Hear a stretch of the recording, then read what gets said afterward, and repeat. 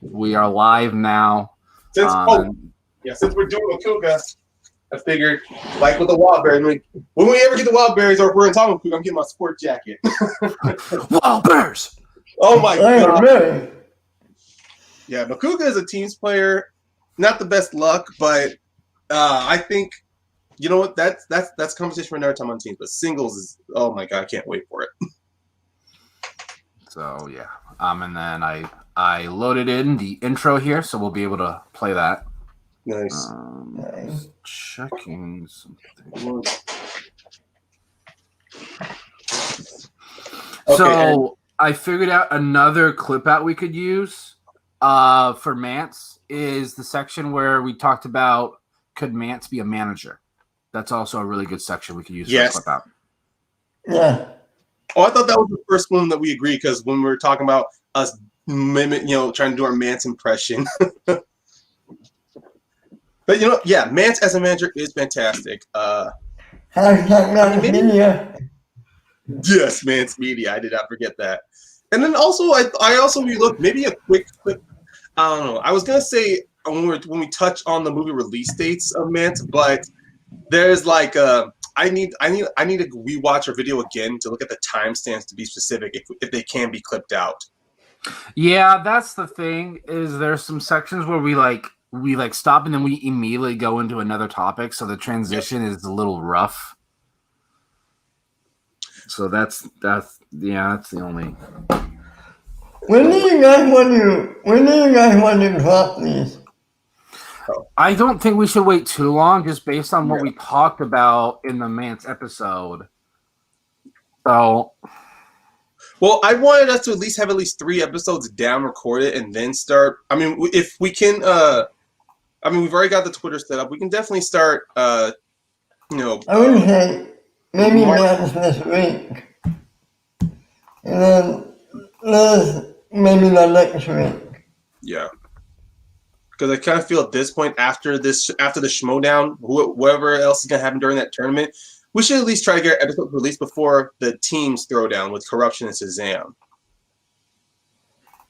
Like, that's not for another month, though. Yeah, no, that's not until October. But I'm just saying, even now, while we're still recording episodes, personally, I feel like once we have 3 pre-recorded down, and then when we have our flow, then we can start then we could definitely start pushing, releasing the Mance episode and then following that. But of course, because the Mance, because I know in our Mance episode, we talked about this week, we briefly touched on this week's, the round 1 matches. So I think the smart play would be maybe this upcoming week, we should release the Mance episode. Yeah. Yeah, definitely. Yeah. And I definitely note down our breakdown that I'm going to try, personally myself, not try to touch on too much of recent Schmoedown talk. Yeah.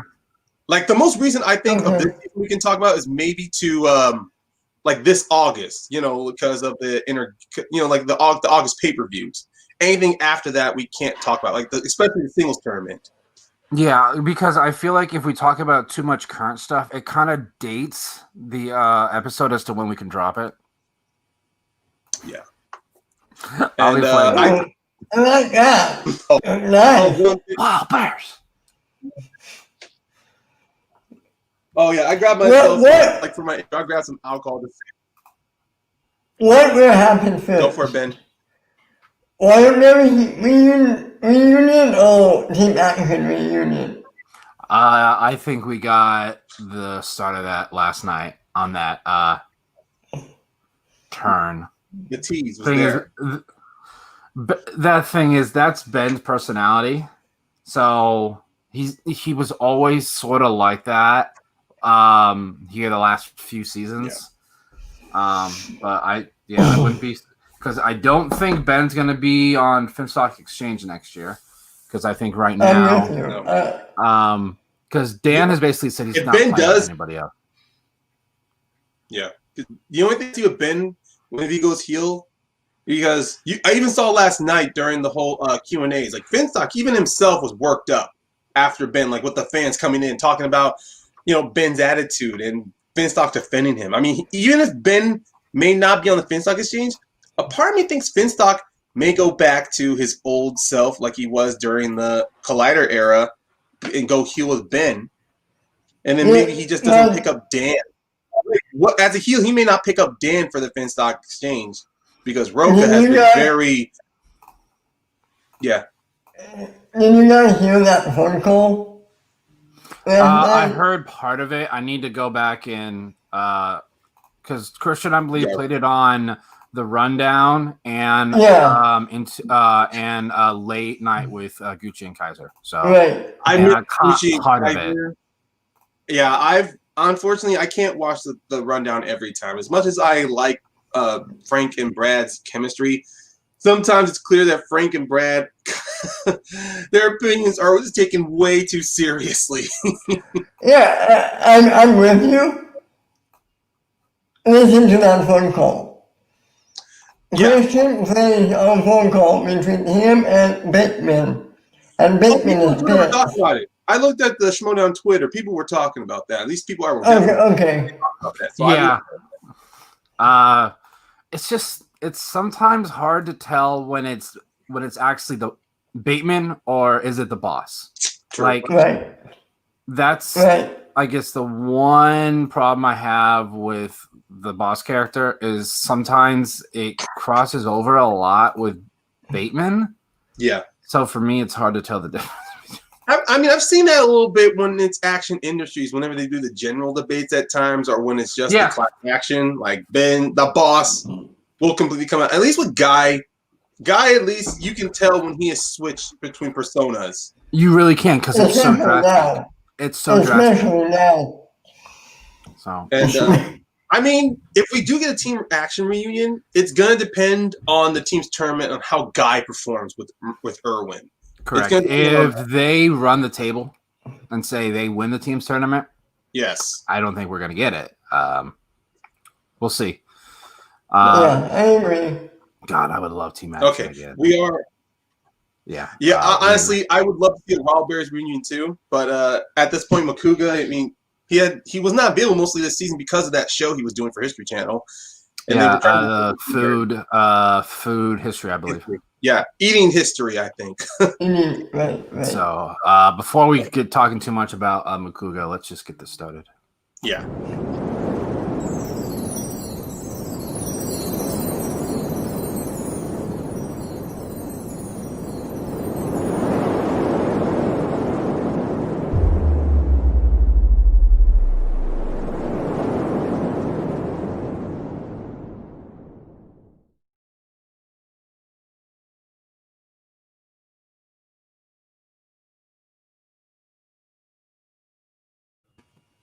Hey, everyone, we're back here for another episode of Mount Schmoedown. And as you can see by the title of the video and our overlay here, we are talking about the wild man, Josh Macuga.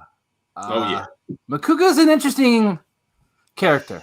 Well, I guess to say the wild man is an interesting character. Josh Macuga is definitely one of the most entertaining competitors we've ever had in the Schmoedown. But Ryan, you are the host, so let's get this started talking about the wild man. Well, I do appreciate that. Thank you, Brandon. I mean, honestly, all three of us, I consider ourselves like the host of this show. I love that you did the introduction. But yeah, we are definitely the wild man, Josh Macuga. I mean, you guys better be prepared for a time because let's just say I came prepared. I got myself some alcohol, got myself some White Claws for chasers when we get into Josh Macuga.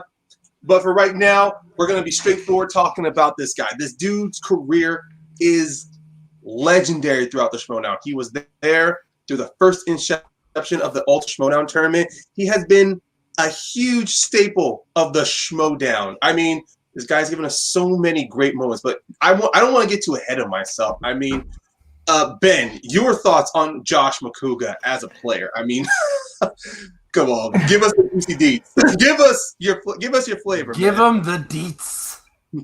He's not the best player, but my God, he's one of the most entertaining players we have. From the Blue Fairy incident to him in his lucky streak, his wildness, it's epic. What can we say? You nailed it completely. His wildness. Jesus, if there is one person out every Schmoedown competitor who you could pick to say, like, you know, of course, with this new season, as you saw with the Star Wars tournament, and especially with the live events, everyone's there to play. They're taking this down like very seriously as a huge sport. But Josh Macuga, even though he is a sports guy, he is there, like you said, for that entertainment value. The moment his music plays, the moment you see him pop through that curtain, he's there with all smiles, with a bottle of whiskey in his hand, and he's going to give you that Macuga dance that Christian and everyone at the desk loves to see. And he's always coming out in such colorful outfits, either with his red shirts, his pink suits, his money pants. Like, he's a colorful personality. I mean, so much to say about him. Yeah, Macuga is the first competitor that I can think of that really he had fun playing.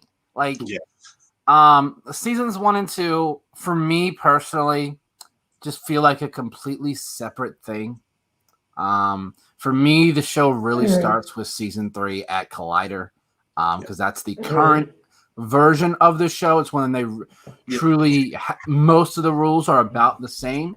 There's a few things that they've added since then, like challenges and JTEs and stuff like that. But Josh Macuga was there from the beginning. We have not seen Josh Macuga in a while, however.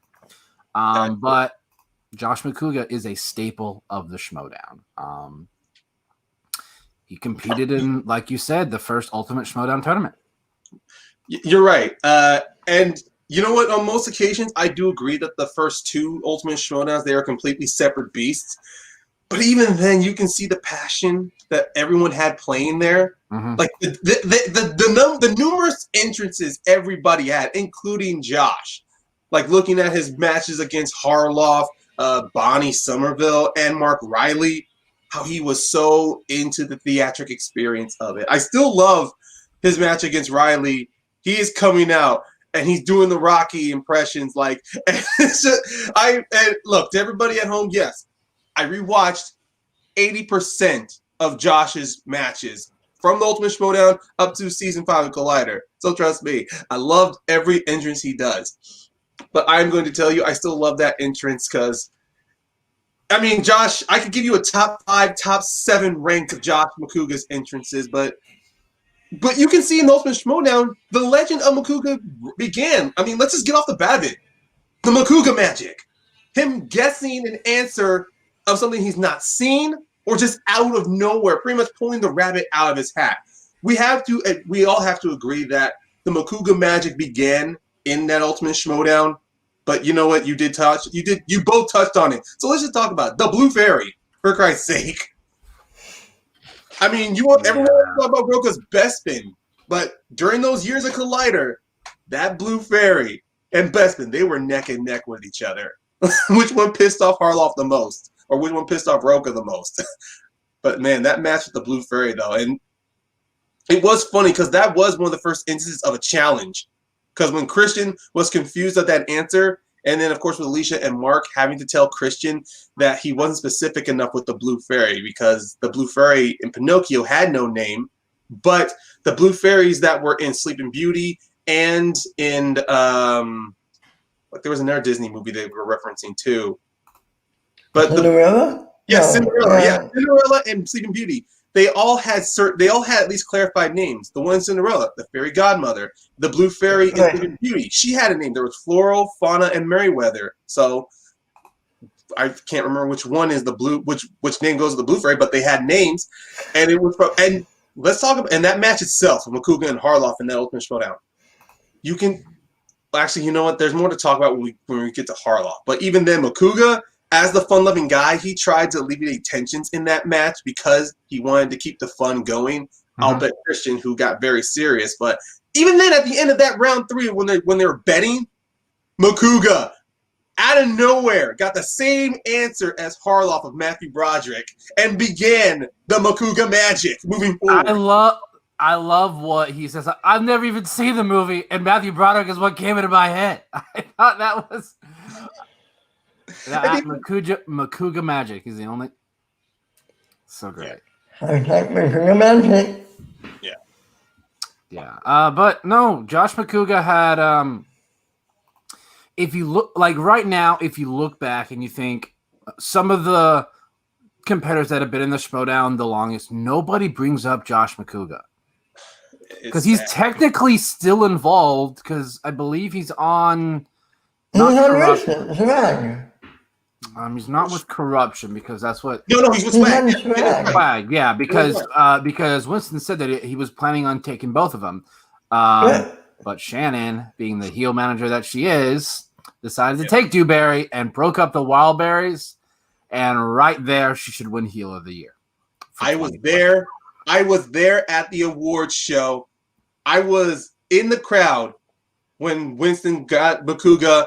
And, of course, when Shannon came up, when she did Wild Berries. At first, I didn't think anything of it when she said Wild Berries for the crowd. And then all of a sudden, looking back at it, like, she was going to get Elliott. I yelled like I was like with other 60 people in that crowd booing Shannon because of that heel move she did. It just shows you, and that's something about the Wild Berries we're definitely going to touch on without a doubt. But as far as Macuga goes, it would have been amazing to see what Winston and Macuga would have done together if Macuga had gotten a chance to play in a match. Yeah, unfortunately, Macuga got his food history TV hosting gig, which is awesome for him, by the way. Yes. When I saw that, I'm like, let's go. Congrats there, Josh. But it just means he's not able to compete in the Schmoedown. And let's be honest, Christian probably has other competitors he wants to see compete maybe more. That's why I feel like we haven't seen as much Macuga here the last couple seasons. Is there's just other competitors that Christian wants to get out there more than Josh. But if you look back when the show started, Macuga got a lot of matches. Macuga has played 30 matches to this point. Yeah. So he's one of the top ones. Yeah. And there's one match I would love to see with Macuga. Macuga versus the Fox. Okay, Brett. Brett. That would be an interesting match. The Wild Man versus the Sniper. Yeah, I know they would have hyped that up on SCN just like they did with Bonnie and Brett on SCN. They were selling this match to the fans like hotcakes. Like it was a broken down card they had just restored, and it was kind of. I would have loved it. You had a point there, Ben. Which also brings me to my idea of Macuga, where I wanted to touch on. I mean, we briefly chatted about it, but Macuga's ability as a player. I mean, yes, the Macuga magic was great, but as we can tell, looking back into the first season when it was the Collider era of seasons 3 and 4, Macuga, I would have to say, out of his overall ability to play, he was always. I mean, looking at all of his matches, I saw the most points he ever got out of round 1 was maybe 3 points before he started to make that comeback and see in round 2, because every match he played, when it was against Clark Wolf, against JTE, against Roca, against Harloff, and against Wolf again, he always came out with either 3 points the maximum and 1 point the minimum. But even then, his game did improve overall. I have to say with the following later years. I mean, what about you guys? I mean, Ben, what would you? I'll be honest, I didn't quite watch as many matches as you, but did you see the one he played, Mike? He held in there pretty well. I forget what season that was, but that was when Mike was still face. He came out to the Flash Gordon theme song, which is funny. Because we all know what happened with that later on. Was Macuga a bit of a was he a bit of a Nostradamus when he came out to Flash Gordon? No, Mike came out to Flash Gordon. Oh, Mike, sorry. with a Flash Gordon shirt. Oh my It god. was funny. I'm sorry. Yeah, that was one match I didn't get to rewatch yet. Sorry. Josh was in there with Mike. Yeah. I mean, Mike took it away, but they were close for a chunk of it. Until Mike that was back in season 4, and it wasn't even a close match. Mike won 17-6. Yeah. So. But I know what you mean, Ben. Like off of the first round, right? He was holding pretty well. Yeah. And I'd say the same with his match against McWeeny. Like he had himself a very close match after the first round, but once that spinner's wheel happened, with Josh, the inverse of what his season of Collider was. Like normally in round 2, he makes that comeback, but you see here as Brandon had said, of that knockout, and from what I saw of his match against McWeeny, he's not really faring well. I mean, he has limited number of strengths because he likes 80s, 90s, and sports movies. Mm-hmm. But it's pretty clear he's not a fan of animation. One thing's for sure, he damn sure hates horror movies. So, yeah, it's a gag that Christian did on Collider. It was so great, those videos. Oh my god! No, that's the Wild Berries. Touch on that later. But even then, right. For some reason, for me, when I think Macuga, unfortunately, first of all, I think he competed in the first Ultimate Schmoedown Championship. That will always come to my head first. Second, Wild Berries. Like every memory I can think of for Macuga is Wild Berries. So it's really hard to we're not talking about that just yet. We gotta wait just a little bit. No, we want to. Even some of you even though some of you in the chat, or some of you watching this video, you want us to talk about them Wild Berries. But I'm sorry, guys, we need to talk about Macuga because he was a very strong player. Because here's one thing about Macuga that people we overlook: rivalries. Let's talk about Schmoedown rivalries. I mean, because in Mance, we talked about that rivalry he had with Roca, with Bateman. But Macuga, in his Collider era, season 3 of Collider, he had rivalries with JTE, Finstock, Roca, and Merle. He's played Clark Wolf on 2 separate occasions, both going 1-1 against each other. So even though that wasn't more of a rivalry, it was more of a friendly rivalry of players.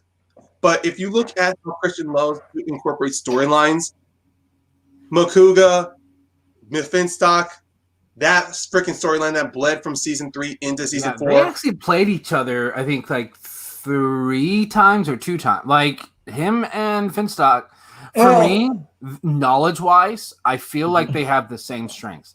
80s action, sports movies.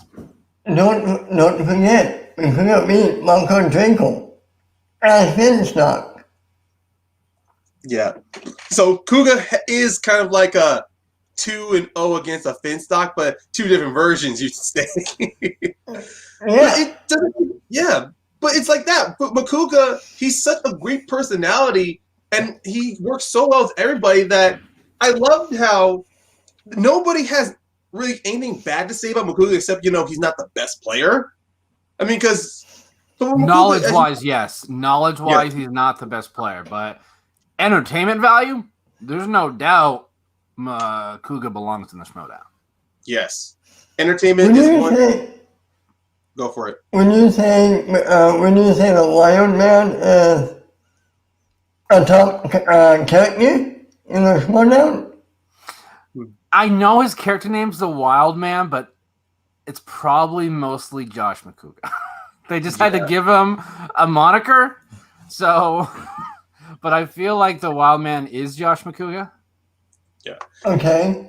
I mean, I do agree, Ben. If he had, it's hard to really find any other moniker for Josh Macuga because, God, it's just like even when he gets a question right, you can't help but notice that he loses his mind. Like he pulls something out of nowhere, or just even in a regular match, he just goes like, he gets a question Oscar movies and he has to pull it out.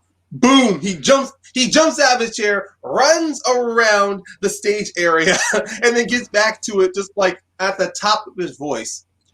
But also, you know what? Let's just talk about the Macuga magic, guys. Let's talk about the Macuga magic. For Christ's sakes, that's what he was mainly synonymous with before Wild Berries. When anyone, when Christian, Mark, Ken, anybody on that deck, they had to talk about that Macuga magic. They really did. He just, I don't know if he was the first one to pull what people now call a Bateman, where he knew the answer, but he liked to make people think that he didn't, and he pulls it at the last second, or was it truly he had no idea and it was throwing darts at a dartboard? Because sometimes with these competitors, like a lot of competitors do it now, where like they'll wait till like the last possible second to answer the question to make you think they don't know it. But I'm leaning towards with Josh. He legit did not know, and he just threw it out there. Matthew Broderick. Ben, what about you? Regarding the Macuga magic, do you agree that was the Macuga magic more of like a play, like he knew the answer, but he was just messing with people, or like with Brandon, he literally just did not know and pulled it just out of nowhere? I think it's a mixture of both. I mean, there was only so many times one person could get that lucky. Could it be legit? Yes. I think it's a little bit of both. I think he knew some.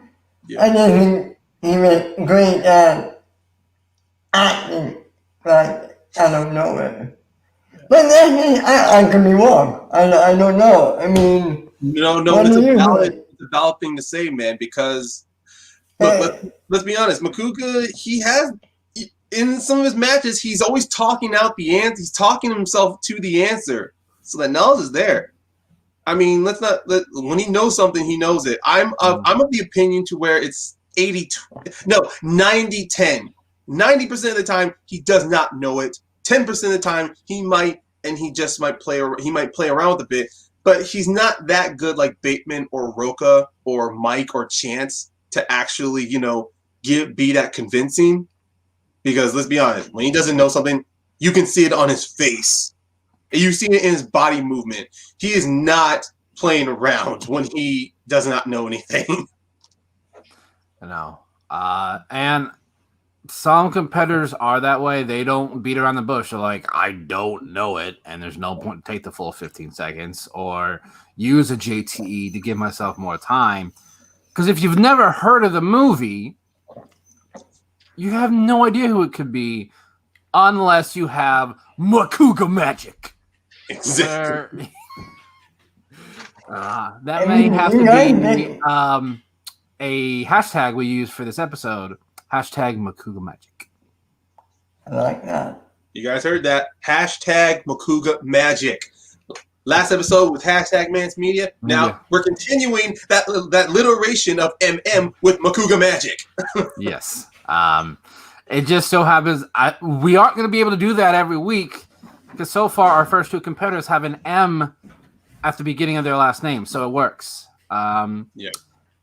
Maybe we'll try and do it with every competitor, find some alliteration with their last name. That could be a nice little running thing that we have there. But and also creatively, get our brains going talking about them. And since we all had to go through most of Josh Macuga's matches, let me ask you guys something. What match sticks out in the front and center in your mind as that's purely Josh Macuga? Not just him at his. I'm not saying what's his best match or what match impressed you, but what match that clearly shouts to your head when people talk about Josh Macuga that you want to bring up first. Because personally, for me, the first match I kind of want to throw out there is his second match against Clark Wolf in the Ultimate Schmoedown tournament. You broke up there, so can you just repeat what you said? Oh, my bad. No, as I said, no, that's okay. When it came to Josh Macuga as a player, what match in your mind that whenever if Josh Macuga came up to you, like in a discussion of what match that you liked of theirs, like what match would you say is purely just Josh Macuga at his best, not as a Schmoedown player, but just Josh Macuga, to where you would want to watch that match over and over again? Because personally, for me, that match is his second bout against Clark Wolf. Yeah, I was trying to decide between the first or the second one with Clark Wolf, because they have. That's another interesting rivalry you could say that Josh Macuga has is with Clark Wolf. Yeah. So it's definitely interesting. So, but unfortunately for me, every fantastic memory I have of Josh Macuga involves the Wildberries. So for this section, I can't. Not there yet. Yeah, we're not there yet, but I'm leaning towards, just because it was one of the first couple matches we got in the current era of the Schmoedown, is Clark Wolf, Josh Macuga 1. Yeah. That is a good match. I do agree. That's a great match. It's really interesting to go back and watch the promos for that, because they literally just went into the warehouse up against like a white wall. So it wasn't. It is not what we have here today. But that's one of the things I love about the Schmoedown is there's several different eras. There's the Schmoes Know section on their podcast era. There's the Colada era. There's the we got Nerd Chronic to do these awesome promos era. And now we have the digital era. I feel like those are the different eras that you can tell there's a definite shift in how the show is presented throughout those 4 eras. Because if you look back, the promos before Nerd Chronic were there, you didn't feel it. You didn't get pumped like you do every week with Nerd Chronic. But that's one of the things I love about the Schmoedown is it's so different through different era. But I'm still leaning towards that first Macuga Clark Wolf match there. Now, it wasn't the big one there for the new era because it starts with Moral Campia.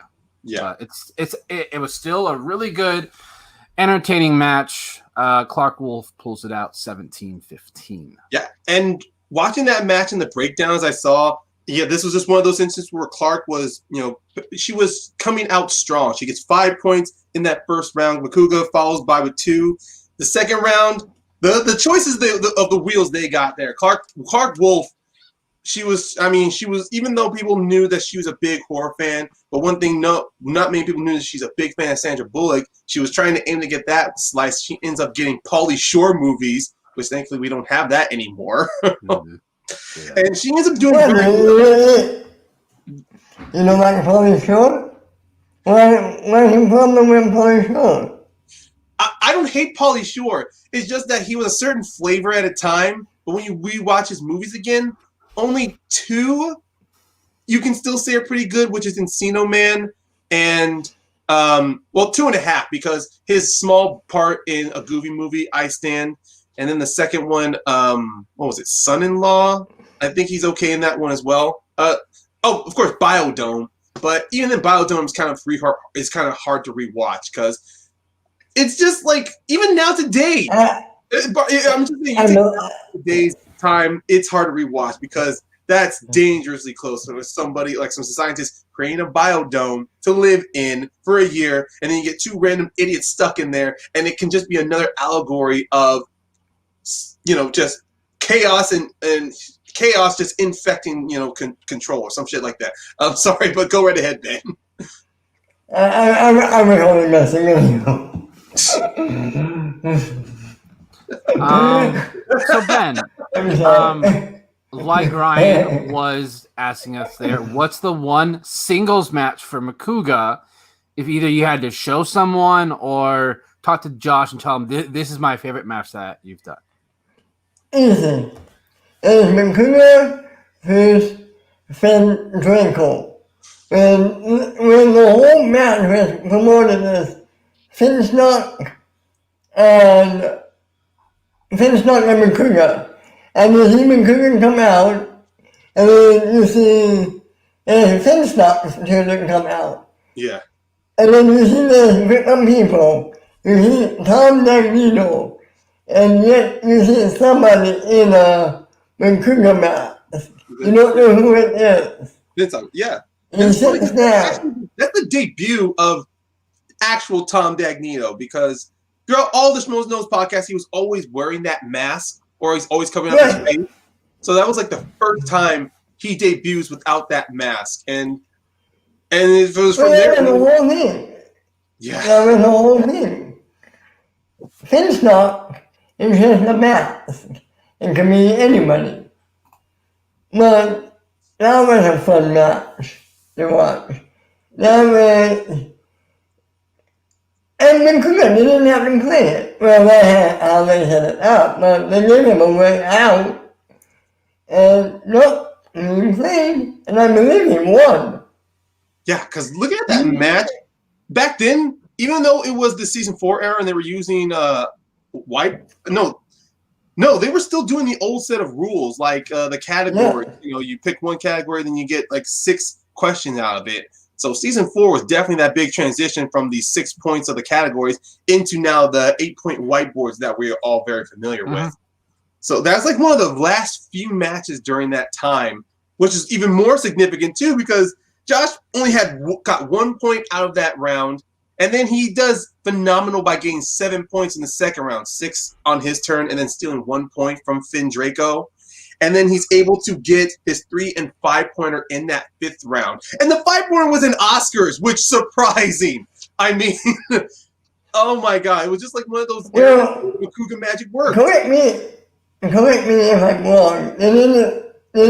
I know it was an Oscar question, but didn't it have something to do with Will Smith? No, it didn't have nothing to do with Will Smith. It was the Oscar question was, what was the first nomination or win that William Hurt got in 1985? Right. And there was Spider-Woman or something. Yeah, Kiss of the Spider-Woman. Yeah. And one of those instances where Macuga knew it, he was working himself through that and was able to pull it. And it was just like one of those what-if situations, because that was a retirement match, if I recall. It was one of those situations of storylines to what Christian loves to do. That storyline from when the Mega Powers broke up to Finstock realigning with JTE, forming the Lion's Den, Macuga on his own, and it was just like Macuga, like after he lost to Harloff, he called out Finstock, and it was that situation where the stars were just aligning so perfectly. It's like one of those storylines, the rivalry of like that unknown rivalry of Finstock and then Dagnino, Finstock, and Macuga you didn't know you wanted, and worked out so well. Himself and Christensen and Macuga. Yeah. And what's your match? Oh, well, I did say my match was Macuga and Wolf too, because That's right. yeah, but I didn't go too much in it. The reason why I liked it is because that was Macuga, like, definitely during his peak in the Collider area. I mean, look, I love what he did later in his career, but as far as a singles competitor, and I want to stress this out to everybody, we are mainly trying to talk about Josh as a singles competitor. Yes, right now it is singles only. Yeah. And it's, for me, it's very difficult because I am definitely more of a Wildberry stan than I am a Macuga single stan. So it's, I had to write down notes because I'm like, singles notes, because everything that comes to my mind is. I was doing breakdowns of all singles matches. I was doing breakdowns, like the categories he got questions in, which ones he got right and wrong, just so I can try to gather in my mind of him as a singles player. But yeah. It's been a long time. That's why we're covering him. So Yeah. Macuga has. He may not have the most matches, but I'm pretty sure he's played in almost every season, other than the current season. Yes, that's correct. There's not a lot of competitors that can say that.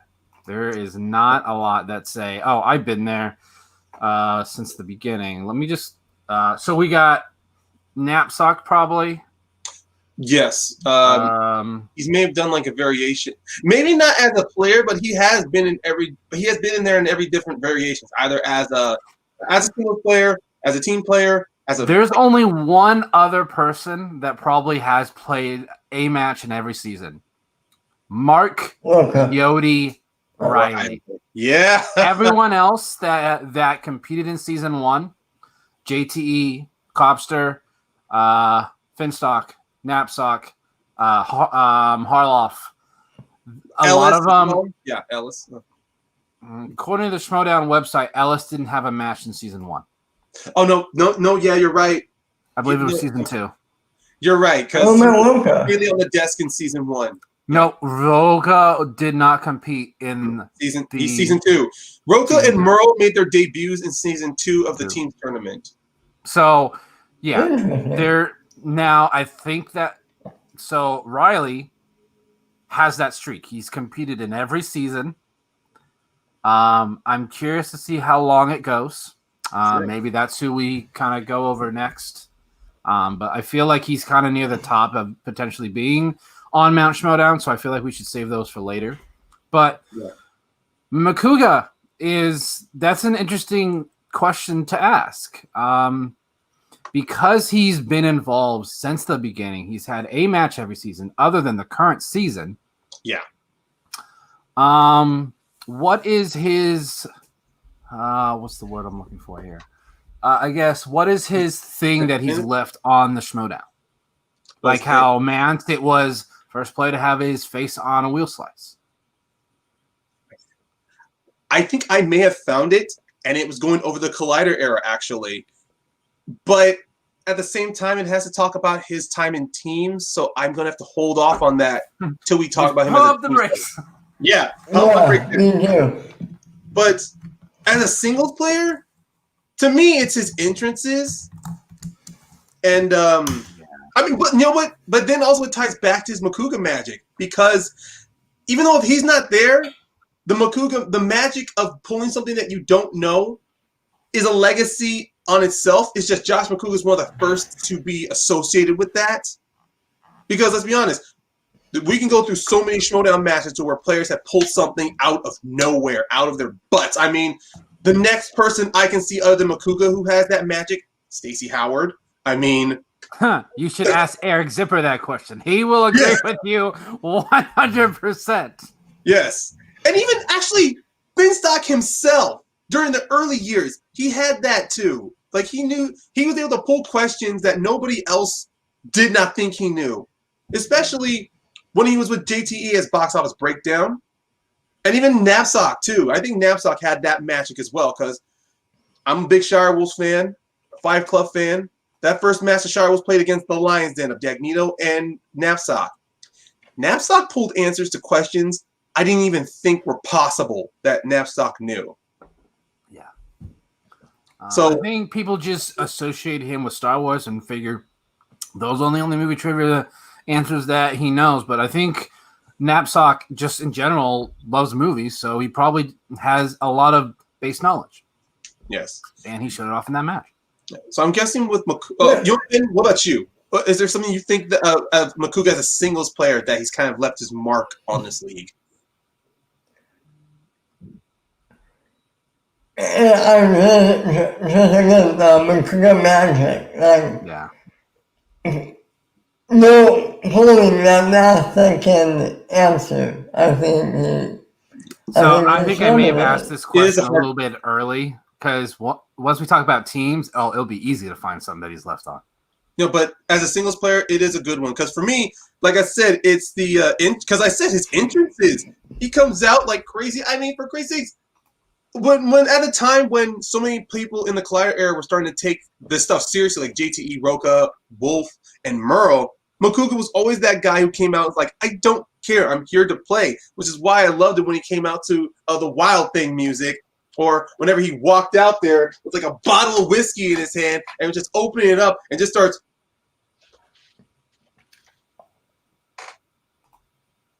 Oh, I think I accidentally killed this. Dang it, there goes my thing for the wild berries. I just killed the last bottle of Jesus Christ. Yeah. What? Yeah, sorry, go for it. No.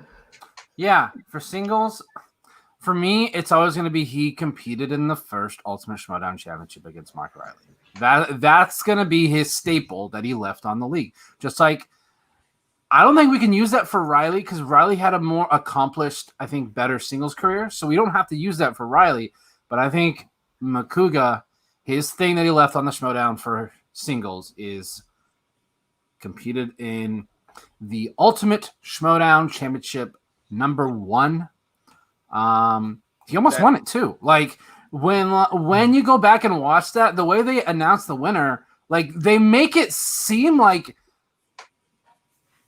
almost like he had a like Kuko won that match. You're like, but then I think we're just so used to what Christian does or anyone on the desk does for the winner. Like they just make it huge. That one, it was like nice and calm. So like if you're going back and watching it kind of throws you off as to who the winner was. But, yeah, because I'm looking back at some of the small breakdowns I've had. Like I wrote like small notes of like what they did in that match, and with Riley and Macuga.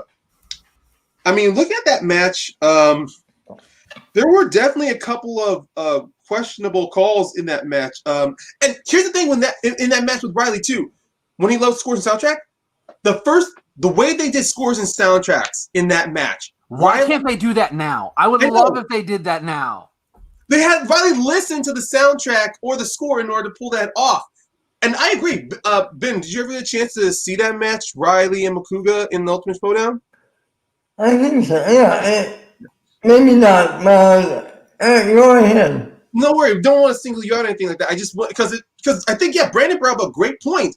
That's something they could definitely maybe bring back into the Schmoedown, maybe for exhibition matches. You know, for at least for scores and soundtracks. No. Scores and soundtracks exhibition match, but I would rather they wait that for in studio because it'd be really hard to do it.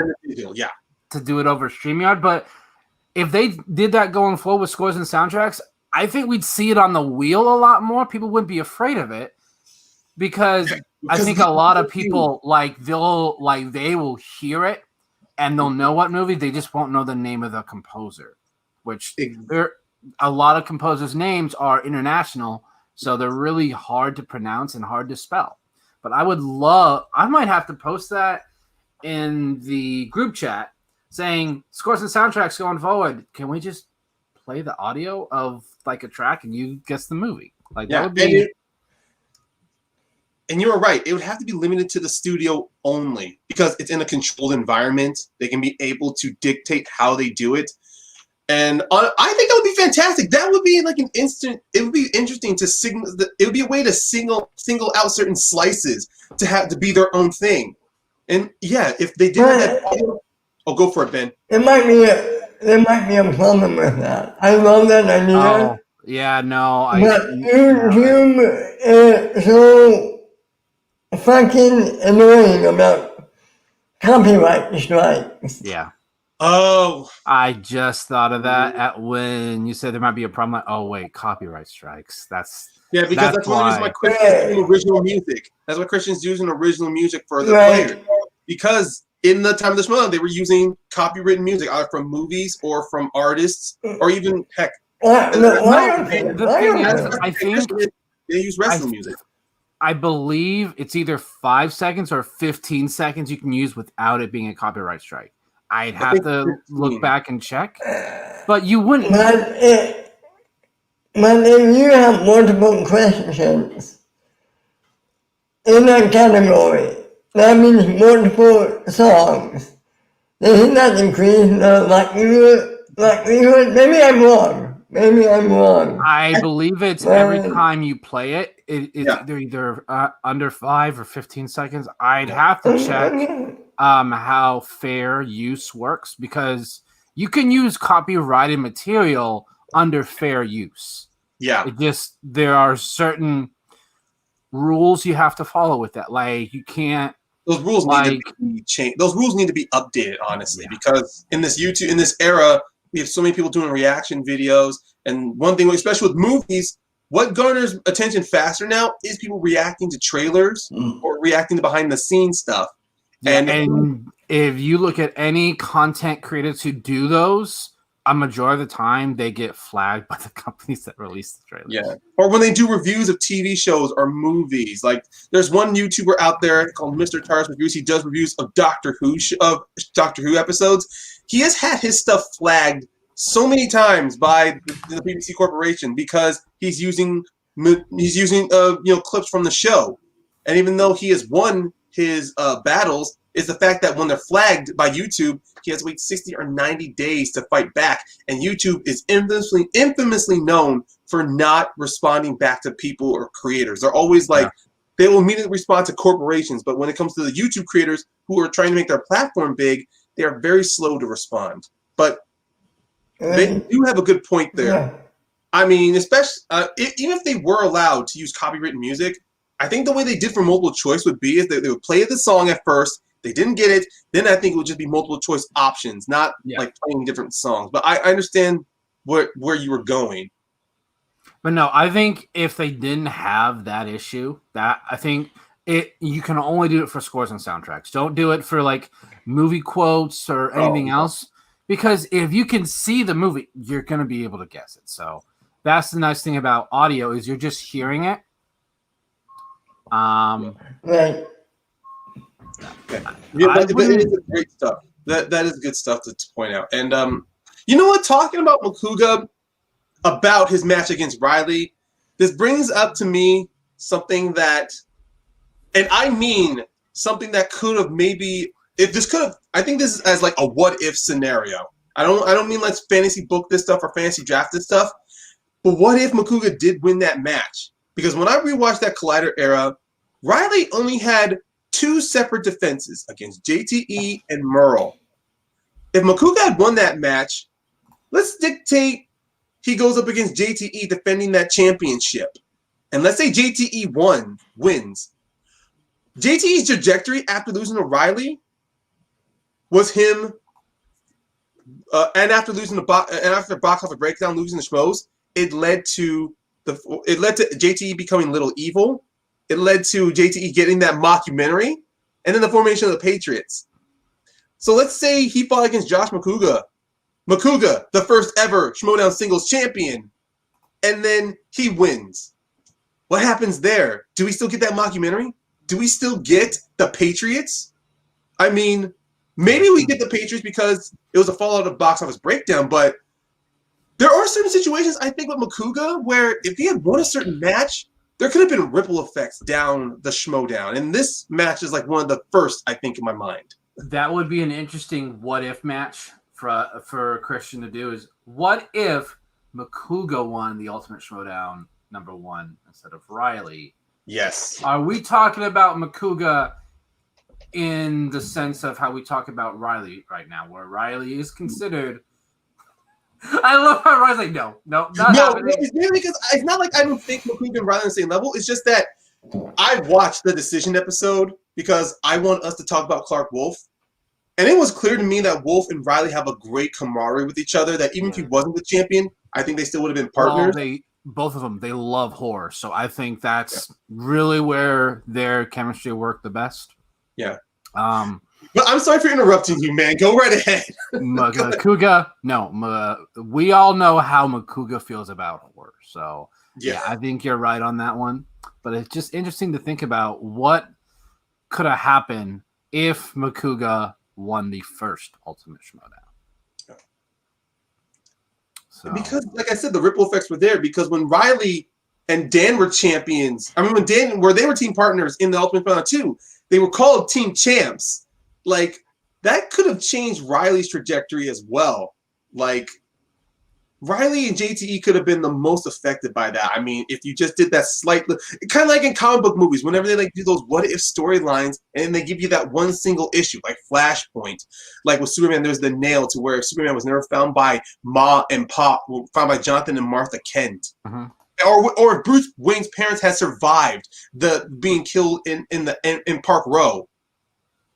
It's just like Macuga brings up, and you know what? That was a talking point I wanted to talk about. What would Josh Macuga would have been like if he had been the first ever movie trivia Schmoedown champion, or would he have ever had the potential to become a champion? Yeah, could he have defended the belt if he had won? Do we think that Macuga could have? I mean, we don't know if it would have been JTE. Could have been someone else. Like, that's the thing. You change one little thing, everything after that could be completely different. I personally think at that time, JTE was still fairly new. His knowledge was not the best at that time. So I think Macuga and JTE were probably pretty on the same knowledge level. So depending on what they got, it's possible that Macuga could have defended against JTE. Now the next one, no way in hell in season 2 could Macuga beat what we now know as the GOAT, Dan Murrell. There's no way. Nothing against you, Macuga. Nothing whatsoever. No, we love Dan you, Murrow man. could beat you in his sleep. Dan Murrow could beat you in his sleep.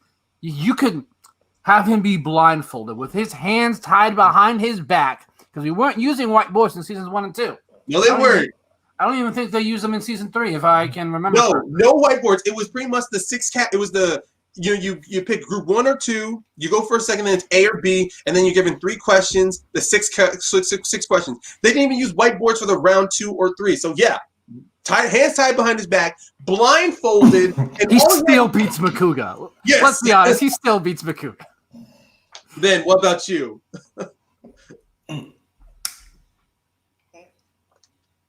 Do you think he could beat Guy? Could Macuga beat every Guy? No.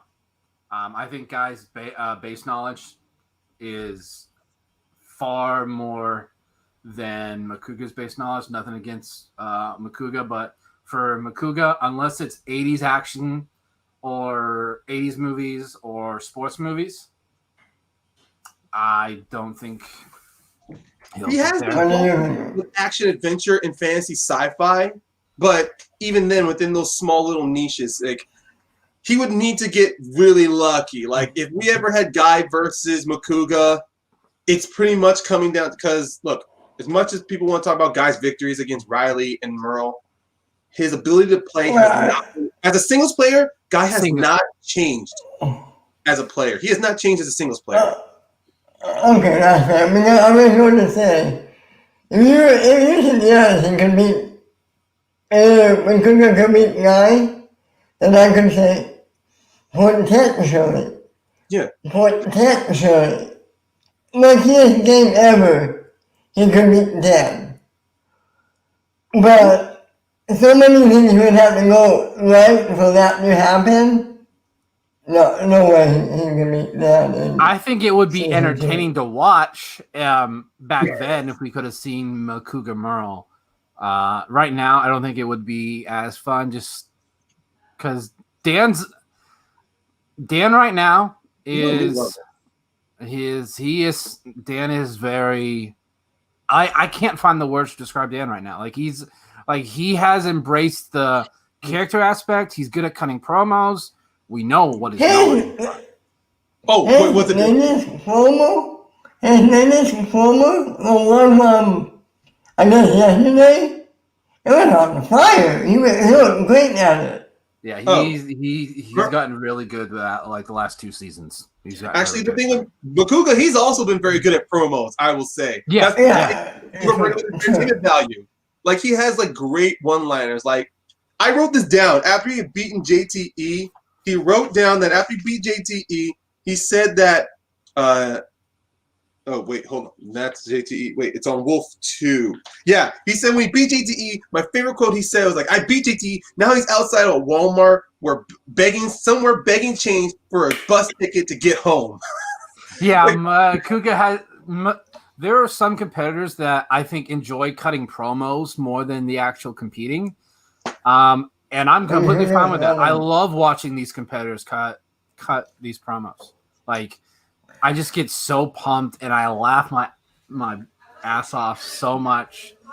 Seeing a Macuga Merle match would have been really interesting.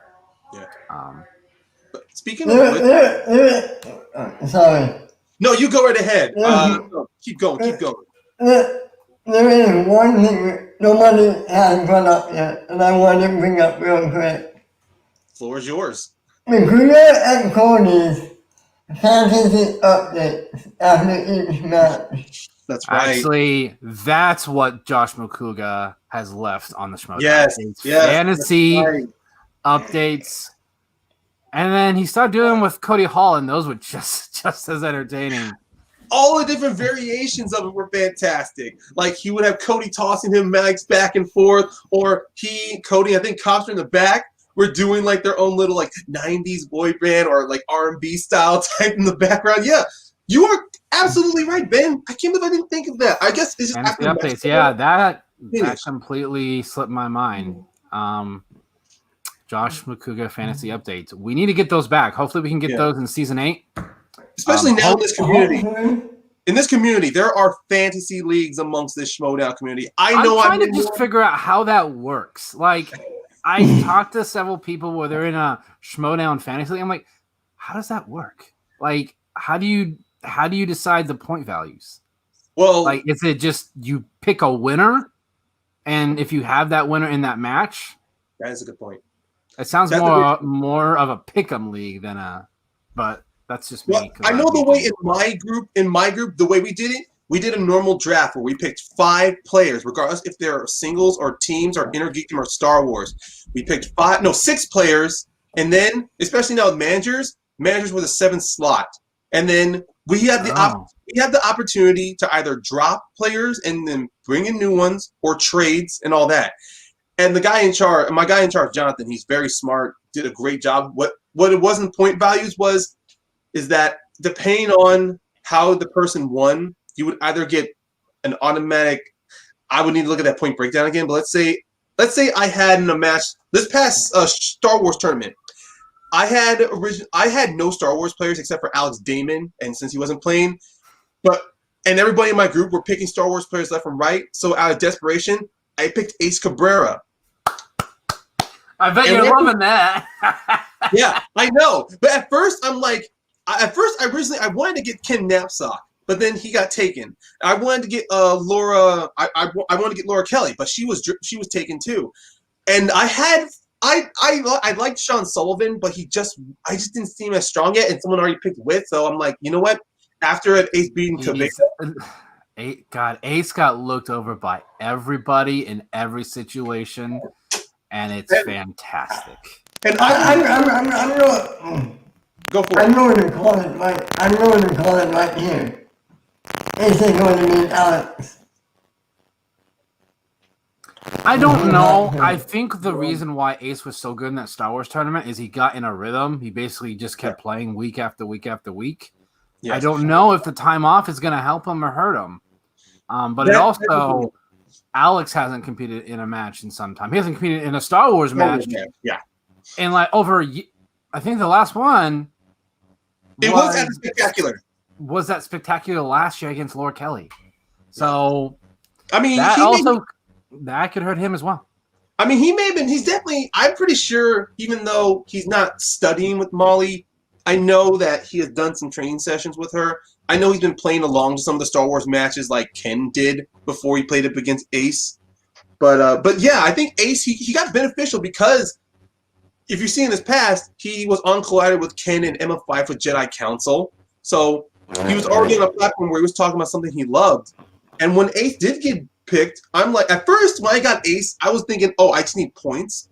But then after you've beaten Ken, I remember him watching him in Jedi Council. He's passionate about Star Wars. So I thought in his match against Laura, it would go down to the 5-pointer and Laura would win. But man, after that one question missed, I'm like, this could be Ace's match to win or lose. And it just kept going and going and going. And Ace. Yeah, but that's the best part about Macuga, that fantasy update. Because if it wasn't for that, the fantasy updates and people creating fantasy leagues, we would have never gotten this opportunity to believe in upsets, to believe in finding someone you like and sticking with them to the end. I mean, God, Fantasy Macuga, for Christ's sake. Fantasy guy. I'm sorry. I feel like I really want to hold him down with that. So yeah, no. I'd say for singles, even though it has nothing to do with him competing, fantasy updates is Josh Macuga. If you have asked any longtime fan, what is one thing you associate with Josh Macuga that is not the Wild Berries? You have to make sure to state not Wild Berries. Not Wild Berries, not Macuga magic. Like, really, what does come to your mind? And I can almost bet you a majority of them will say fantasy updates. Okay. So that is great. But that is one thing we are trying to do with each competitor is find one thing that they've left on the league to basically say why they should be eventually belong on Mount Schmoedown. More like Schmoedown Hall of Fame. Because let's be honest, every year it's going to change, especially with all these competitors coming in and out. So it's one of those reasons why with Mount Schmoedown, I like to think of our Mount Schmoedown as in the terms of Greek mythology of Mount Olympus. Because of Mount Olympus, you have the Greek gods. And almost you have like your top, there's like in Mount Olympus in Greek mythology, there's always 12 or 10 gods on that mountain. You had the big three of Zeus, Poseidon, and Athena. But then you had all the other middle tier gods. Like you had sometimes Hades was there. You had Hera. You had Hermes or Apollo, Artemis. So that's why I like this idea is that we'll have our top, the best. But within our mountain, there's always other competitors who can carve a niche in that corner there. But I agree with you. Most of the time, this does feel like mainly just a Hall of Fame. Who's going to be the first inductee? I'd put Macuga as the first inductee for our Hall of Fame. Yeah, I think Mount Schmoedown is the name of the Schmoedown Hall of Fame. Don't call it like Schmo's Hall of Fame. I think it should be called Mount Schmoedown. And so far, our first two recipients have been Movie Dates Mike Mance and Macuga Magic, Josh Macuga, fantasy update. So, unfortunately, everyone, this will end up being a two-parter as we are approaching kind of our limit here that we want for our episodes here. And we just talked singles there for Josh Macuga.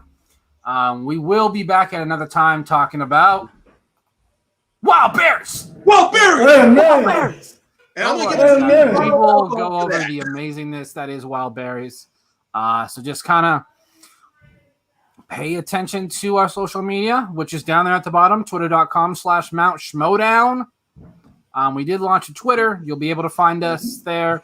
Also on there, we will have the link to the YouTube channel in the bio. So just go ahead and click that, hit subscribe. We would appreciate that very much. Yeah. Also, if you're liking this, make sure to like the video as well. Yeah. Any parting thoughts for today's episode, fellas? Ben, you got any parting thoughts for us? Nope. Macuga magic. Yes. To reiterate, spread the hashtags. You watched our Mance episode, keep spraying on Mance Media. Get that attention on the SCN so we want Scott Mance back as a manager. With Macuga, hashtag Macuga Magic. You know, these hashtags, we want them not to just associate with us, but something you guys can use as a banner to get behind. So, parting thoughts, Ryan? No, I mean, to be honest, we're going to talk Wild Berries so much. So I'm definitely I might have to raid my parents' liquor cabinet for another bottle of whiskey for that one. But other than that, Wild Berries. But Whiskey Man Macuga. That's another name people had. The OG Whiskey Man. Sorry, Jim. No. OG Whiskey Man is the amazing Josh Macuga. Always had fun here, fellas, talking about the Schmoedown and one of, for me, the most entertaining players to watch in a match, Josh Macuga. We will see you in our next episode.